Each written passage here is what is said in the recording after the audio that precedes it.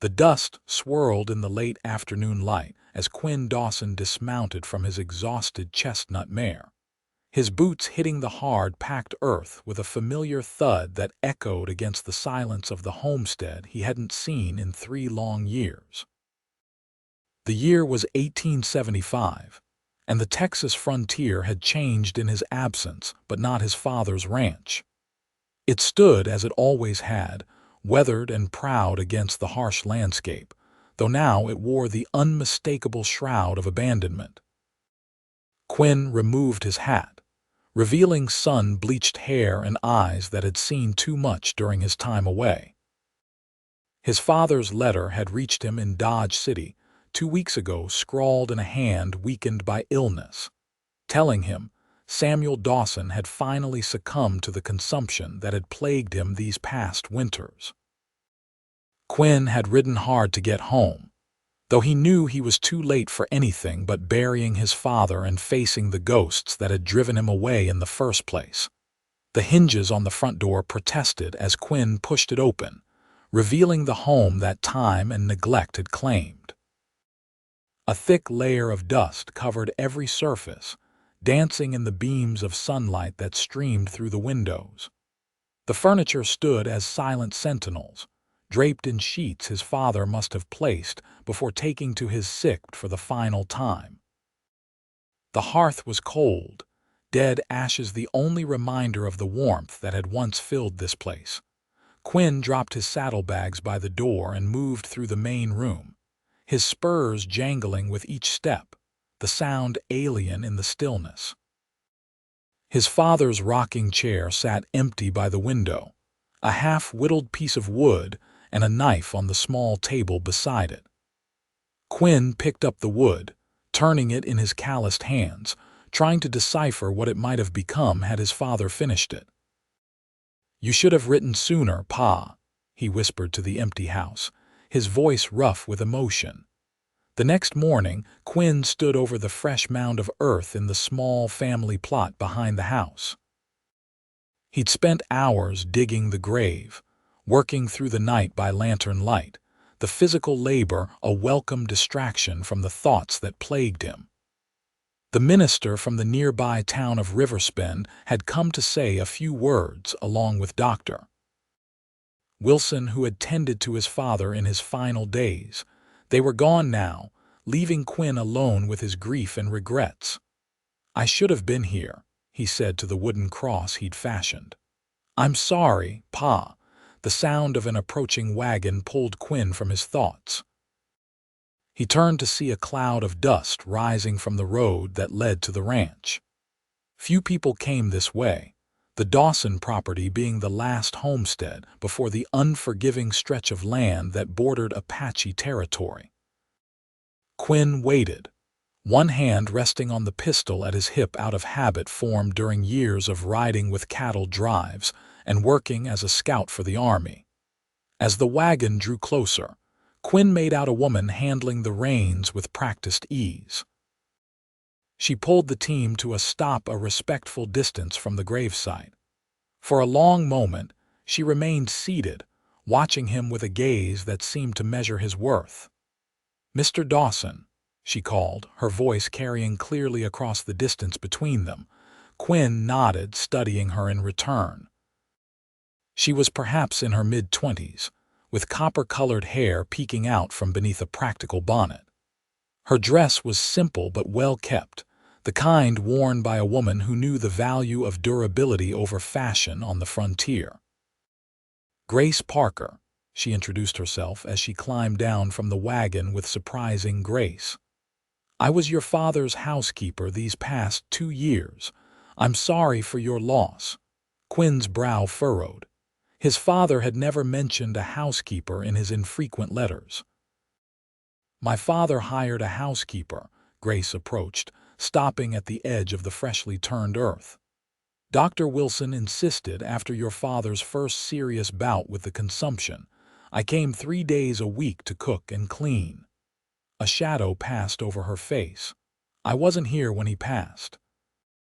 I arrived to find him gone and the sheriff arranging for him to be laid out at the undertaker's until you arrived." Quinn studied her face, searching for any sign of deception and finding none. Instead, he saw genuine sorrow in her eyes. "You cared for him," he stated rather than asked. "He was a good man," she replied simply. "Stubborn as the day is long but kind. He spoke of you often." Quinn looked away, unable to bear the weight of those words. "Did he now? I wonder what he found to say, considering I haven't set foot on this land in 3 years." "He was proud of you," Grace said firmly. "He kept every letter you sent, read them until the paper was thin at the creases." Quinn swallowed hard against the lump forming in his throat. "Why are you here now, Miss Parker?" "Your father paid me in advance through the month," she explained, adjusting her bonnet against the strengthening morning sun. "I thought I should at least come and offer to help you set the house in order before you sell it." "Sell it?" Quinn looked at her sharply. Grace met his gaze without flinching. "Isn't that why you've returned? Most sons who leave as you did don't come back to stay." The truth of her words stung, but Quinn couldn't deny them. He'd ridden out after a bitter argument with his father, determined to make his own way rather than be tied to the struggling ranch. The years away had hardened him in ways he wasn't proud of, but they'd also taught him the value of what he'd left behind. "I haven't decided what I'm doing yet," he answered honestly, "but I appreciate the offer." Grace nodded and turned back toward her wagon. "The offer stands. I'll be by tomorrow morning if you'll have me. The house could use a woman's touch after sitting empty these weeks." She paused, looking back at him. "And you look like you could use a proper meal." Before Quinn could respond, she had climbed back into her wagon and was turning it around. He watched her drive away, a curious feeling settling in his chest that he couldn't quite name. Later, as he returned to the silent house and faced the prospect of another night alone with his thoughts, he found himself looking forward to tomorrow morning. True to her word, Grace arrived early the next day, the wagon loaded with supplies. Quinn had spent a restless night in his old bedroom, lying awake listening to the sounds of the ranch settling around him, the creaking of the old house, the distant howl of coyotes, the whisper of wind through the cottonwoods that lined the creek. He'd risen before dawn, tending to his horse and walking the property, assessing what would need to be done if he decided to stay. Grace found him repairing a section of the corral fence, his sleeves rolled up to reveal forearms tanned dark by the sun. She approached with a basket over her arm. "I brought breakfast," she announced, setting the basket on a nearby stump, "and supplies to get the house back in order." Quinn wiped the sweat from his brow with the back of his hand. "You didn't have to do that." "I know," she replied with a small smile. "But your father would have wanted you properly fed, and I doubt you've stocked the pantry yet." Quinn couldn't argue with that. He followed her back to the house, where she efficiently unpacked her basket, revealing fresh bread, preserves, and a container of still warm coffee. As they ate on the porch, Quinn found himself studying her more carefully in the morning light. There was a quiet strength about Grace Parker, a resilience that spoke of someone who had faced hardship and emerged unbroken.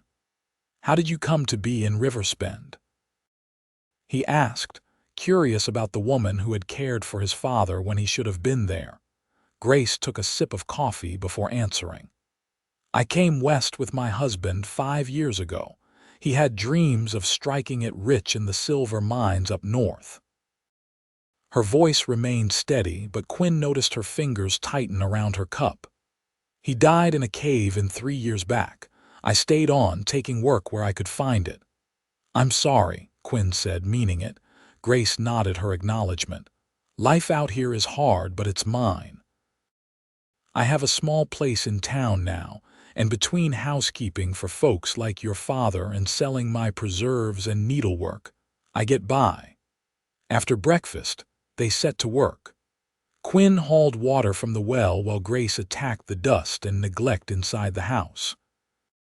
They worked mostly in silence, but it was a companionable sort, punctuated by the occasional question or direction. By midday, the main room had been transformed, the sheets removed from the furniture, the floors swept and mopped, the windows cleaned to let in the bright Texas sunlight. As Grace prepared a simple lunch from the supplies she'd brought, Quinn found himself watching her movements in his father's kitchen.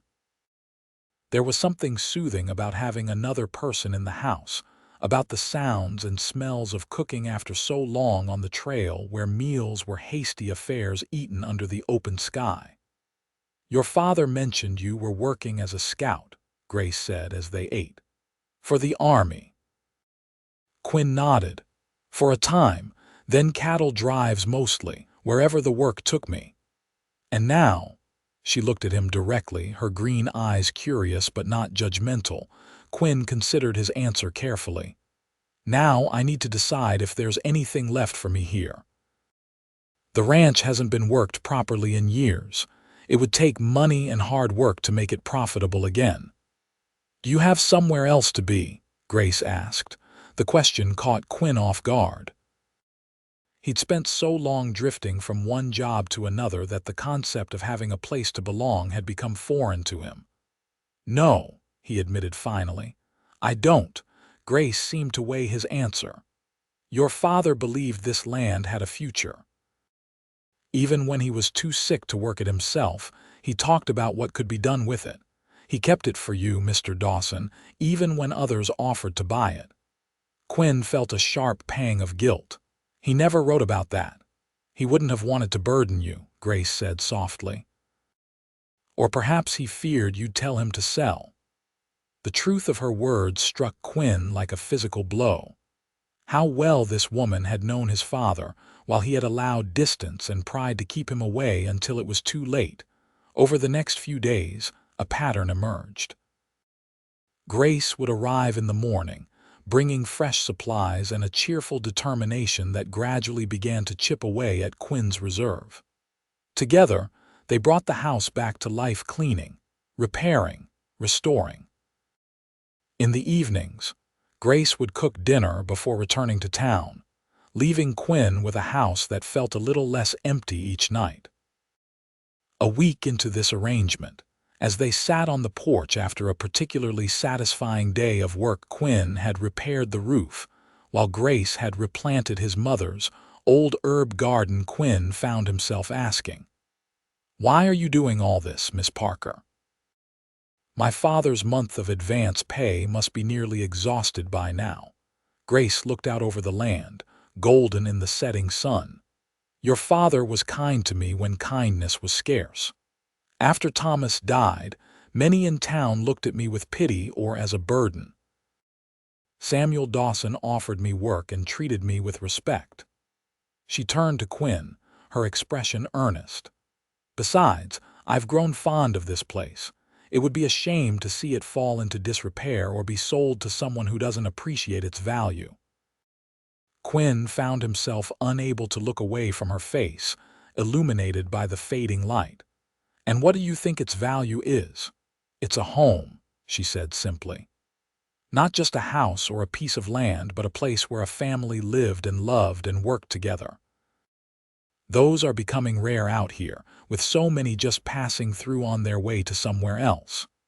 She paused, seeming to consider her next words carefully. "Your father told me once that when your mother was alive, this place felt alive too. He said after she died, the silence crept in, and when you left, the dust settled on everything he loved." Quinn felt his throat tighten at her words. He remembered the warmth that had filled this house during his mother's lifetime, the laughter, the music from her battered old piano that still stood in the corner of the main room, the smells of her cooking that had drawn neighbors from miles around for Sunday dinners. "I didn't know how to stay after she was gone," he admitted quietly. "Pa retreated into himself, and I needed to find my own way." "And did you," Grace asked gently, "find your way?" Quinn looked out over the land that had shaped him, that held the bones of his parents, that called to something deep within him despite his years of wandering. I'm beginning to think my way might have led me in a circle, right back to where I started. The following morning brought a change to their routine. Quinn rode into town to speak with the bank about his father's affairs and to purchase supplies. When he returned, he found Grace at the old piano, her fingers moving tentatively over the yellowed keys. "It needs tuning something terrible," she said with a self-conscious laugh when she noticed him watching. "But the action is still good." "My mother taught lessons," Quinn said, setting down his purchases, "to supplement the ranch income during lean years. She tried to teach me, but I was more interested in horses than scales." "My mother taught me as well," Grace revealed. "We had a small parlor organ in our home in Ohio. Music was her joy." Quinn moved to stand beside the piano. "Would you play something?" Grace hesitated, then nodded. "It won't sound right, but—" Her fingers found the keys, and despite the instrument's years of neglect, a melody emerged, something slow and sweet that Quinn vaguely recognized from his childhood. He watched her face as she played, the concentration in her expression gradually giving way to enjoyment. When she finished, the last notes lingering in the air, Quinn found himself wishing the moment wouldn't end. "That was beautiful," he said honestly. Grace smiled, a genuine smile that reached her eyes and transformed her face. "Thank you. It's been too long since I played." "Why did you stop?" Her hands stilled on the keys. "After Thomas died, I sold our organ. I needed the money for rent, and—" She trailed off. "Some joys are hard to hold on to when you're just trying to survive." Quinn understood that sentiment all too well. How many parts of himself had he set aside during his years on the trail? How much of the boy who had grown up on this ranch remained in the man he had become? "I've been thinking," he said, moving to unpack the supplies he'd brought. "About staying, trying to make a go of the ranch again." Grace looked up sharply. "Really?" Quinn nodded, continuing his task to avoid meeting her gaze. "It won't be easy. The herd is down to almost nothing. The south pasture needs clearing. The barn roof won't make it through another winter." "But," Grace prompted, sensing there was more. "But it's mine now," Quinn said, finally looking at her. "And maybe running wasn't the answer after all." Grace's smile returned, warming something inside him that had been cold for too long. "I think your father would be pleased to hear that." "Would you?" Quinn began, then stopped, suddenly uncertain. "Would I what?" Grace asked, rising from the piano bench. Quinn straightened, gathering his courage. "Would you continue coming out here? I could use the help and I'd pay you fairly." "I would be happy to," Grace replied, her eyes meeting his with a directness that both unsettled and intrigued him. "Though I think we should discuss exactly what you're asking for." "I'm asking for your help," Quinn clarified quickly, not wanting to overstep. "As a housekeeper like you did for my father." Grace nodded slowly. "I can do that. Though I should warn you, Mr. Dawson." "Quinn," he interrupted. "Please call me Quinn." "Quinn," she amended with a small smile. "I should warn you that I have opinions about how a household should be run, and I'm not shy about expressing them." Quinn found himself returning her smile. "I wouldn't expect anything less, Miss Parker." "Grace," she corrected. "If I'm to call you Quinn, then you must call me Grace." "Grace," he repeated, liking the feel of her name on his tongue. "I believe we have an arrangement." As spring gave way to summer, the ranch began to show signs of revival under their combined efforts. Quinn purchased a small herd of cattle with the money he'd saved during his years away, and repaired the infrastructure the ranch needed to function. Grace came 5 days a week now, managing the house and garden with efficient care. She had even brought cuttings from her own small garden in town, establishing a kitchen garden that soon provided fresh vegetables for their meals. Word spread through Riversbend that Quinn Dawson had returned to stay, And gradually, neighbors began to stop by, some out of curiosity, others offering help or seeking work. Quinn hired 2 local boys to help with the cattle, and for the first time in years, the ranch buzzed with activity. Through it all, Quinn found himself increasingly drawn to Grace. She brought life back into his father's house, filling it with small touches that made it feel like a home again: fresh-cut wildflowers on the table, curtains she had sewn herself hanging in the windows, the smells of home cooking wafting from the kitchen. But more than that, she brought conversation and laughter, challenging his opinions and sharing stories of her own life that gradually revealed the strong, intelligent woman beneath her practical exterior.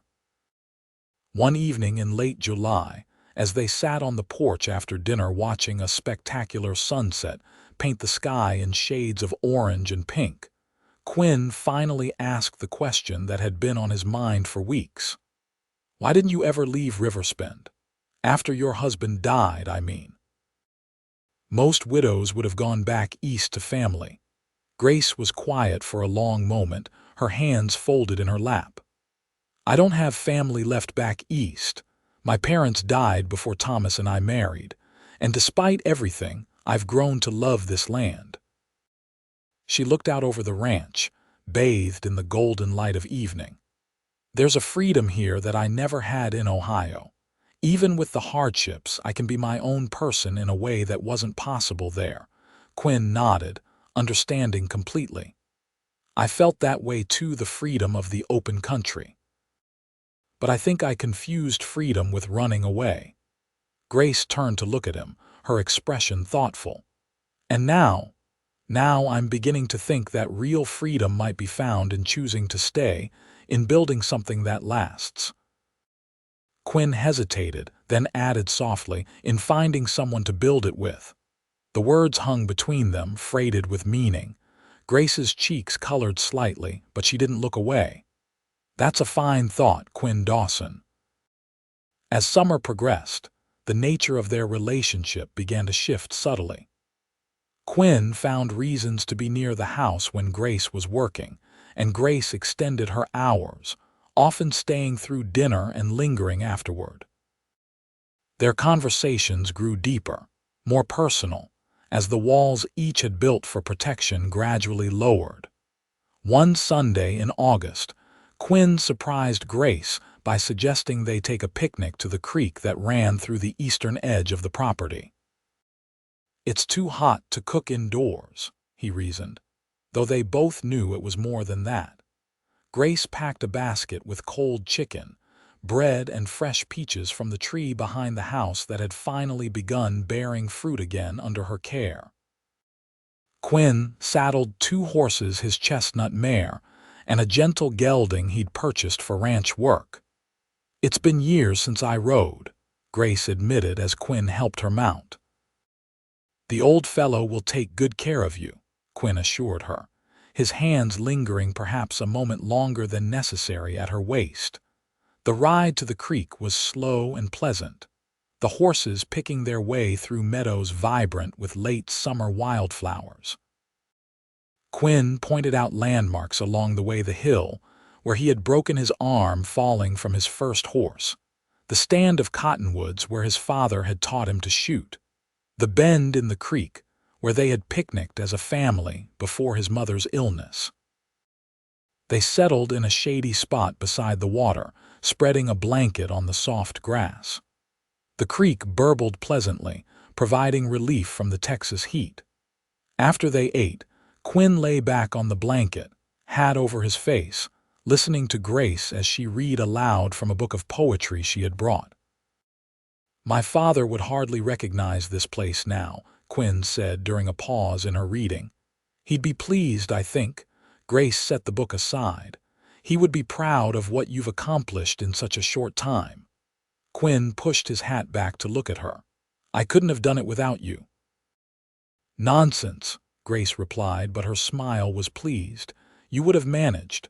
"Perhaps," Quinn conceded, sitting up, "but it would have been a joyless task.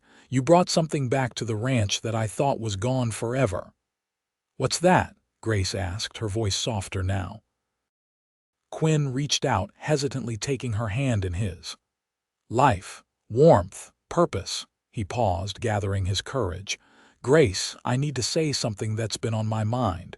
Grace's fingers tightened around his. "I'm listening. I've come to care for you more than as someone who works for me. More than as a friend, even." Quinn's heart pounded in his chest, but he pressed on. "I know it might be too soon, or you might not feel the same, but—" "Quinn," Grace interrupted gently. "I've cared for you two almost from the beginning. I just wasn't sure if you were staying, truly staying." "I'm not going anywhere," Quinn promised. "This is my home now, more than it ever was before because you're here." Grace's eyes shimmered with emotion. "I never expected to find this again. After Thomas, I thought that part of my life was over. And now?" Quinn asked, echoing her question from months before. Instead of answering with words, Grace leaned forward and pressed her lips softly to his. The kiss was gentle, tentative at first, then deepening as Quinn responded, his hand moving to cup her cheek. When they finally parted, both were breathless. "Does that answer your question?" Grace asked, her cheeks flushed pink. Quinn smiled, feeling lighter than he had in years. "I believe it does, Miss Parker." The weeks that followed were the happiest Quinn could remember. Though they maintained propriety, Grace still returned to town. Each evening their days were filled with shared work, conversation, and increasingly affectionate touches. The ranch continued to improve under their care, and Quinn began to make plans for expansion, discussing each decision with Grace as a partner rather than an employee. As summer gave way to fall, Quinn rode into town one afternoon with a specific purpose in mind. He visited the small jewelry shop on Riverspin's Main Street, emerging with a simple gold band set with a modest pearl, elegant but practical, like the woman it was intended for. That evening he asked Grace to stay for dinner as usual, but he'd taken special care with the preparations, setting the table with his mother's good china, placing a bouquet of late wildflowers in the center, and cooking himself, following a recipe Grace had taught him. "What's the occasion?" Grace asked, noticing the special touches. "Do I need an occasion to do something nice for you?" Quinn countered with a smile. After dinner, as they sat before the fireplace with cups of coffee, Quinn finally gathered his nerve. He moved from his chair to kneel before Grace, taking her hands in his. "Grace Parker, you came into my life when I was lost, when I had returned to nothing but silence and dust. You filled my table with warmth and my life with meaning." Quinn reached into his pocket and withdrew the ring. "I'm asking if you'll do me the honor of becoming my wife, of building a life here with me, of turning this house back into a home." Grace's eyes widened at the sight of the ring, then filled with tears. For a heart-stopping moment, Quinn feared he had misread everything, but then she was nodding, her hands trembling in his. "Yes," she whispered, then louder. "Yes, Quinn Dawson, I will marry you." Quinn slipped the ring onto her finger, then rose to gather her into his arms, holding her close as if afraid she might disappear. "I love you, Grace," he murmured against her hair. "I think I have almost from the first day when you drove up in your wagon and saw right through me." Grace laughed through her tears. "I love you too, you stubborn cowboy, even when you were determined to be alone with your guilt and grief." They were married 2 weeks later in the small church in Riverspin, with the townspeople who had become Grace's extended family, and the neighboring ranchers who remembered Quinn as a boy in attendance. Dr. Wilson, who had cared for Quinn's father, stood as his best man, and the minister's wife stood up with Grace. After the ceremony, they returned to their ranch now for a celebration. Tables had been set up in the yard, laden with food contributed by neighbors. A local fiddler played as children ran and played, and adults danced on a wooden platform. Quinn, and his ranch hands had constructed for the occasion. As the sun began to set, casting the same golden light over the land that had illuminated their first honest conversation on the porch months earlier, Quinn led Grace away from the celebration to a quiet spot by the corral. "Happy?" he asked, wrapping his arms around her waist. Grace leaned back against his chest, watching their guests enjoy themselves against the backdrop of the home they had rebuilt together. "More than I ever thought possible," she replied honestly. "When Thomas died, I thought my chances for this kind of happiness died with him. I had resigned myself to a life of work and solitude. And I had convinced myself I wasn't meant for roots," Quinn said. "That I was better off alone on the trail than facing what I'd left behind." Grace turned in his arms to face him. "I'm glad you came home, Quinn Dawson." "So am I, Mrs. Dawson," he replied, still savoring the sound of her new name. "So am I." As twilight deepened into night, the celebration continued around them, but Quinn and Grace had eyes only for each other, and the future they would build together, a future neither had dared to imagine before fate and circumstance brought them together on a dusty Texas ranch that had once again become a home. In the years that followed, the Dawson Ranch prospered under their combined care. The herd grew. The house expanded to accommodate the children that came first, a son they named Samuel, after Quinn's father, then twin daughters who inherited their mother's copper hair and their father's adventurous spirit. Grace's piano became the heart of their home, filling the house with music on long winter evenings, and during Sunday gatherings that revived the tradition Quinn's mother had begun so many years before. The silence and dust that had greeted Quinn upon his return became nothing but a distant memory, replaced by the sounds of family and the warmth of a love neither had expected to find.